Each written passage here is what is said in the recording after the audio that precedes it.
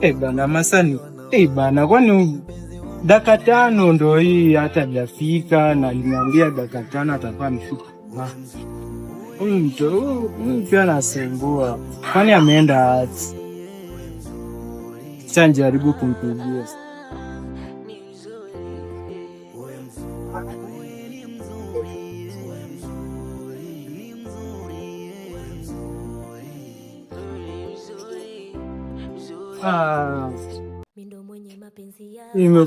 Ulikuwa umepotea. Nimekuongoja.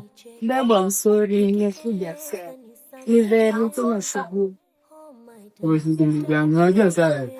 Nimesimama hapa kwa long time. Nimekuwa busy, but I'm sorry. Next time I'll pay. Ni sawa tu. Sawa. Lakini uko sawa? 6 hours later.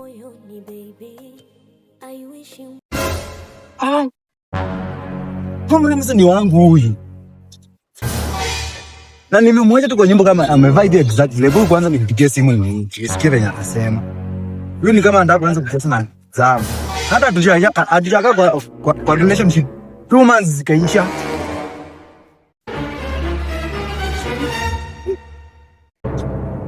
Hello, uko wapi babe? Uko si. For real?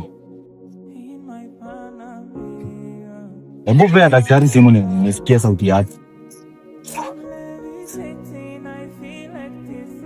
Hello. Hey. Aisha wewe ni daktari kweli?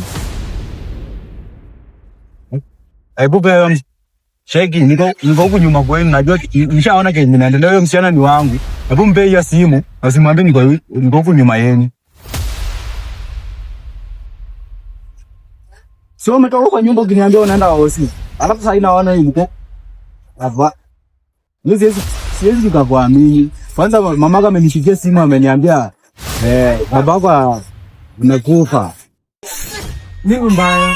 Haki iko ile mnatoka kuongea nao saa hii. Imagine wananiambia my father amekufa. Oh, pole. Pole. I'm sorry.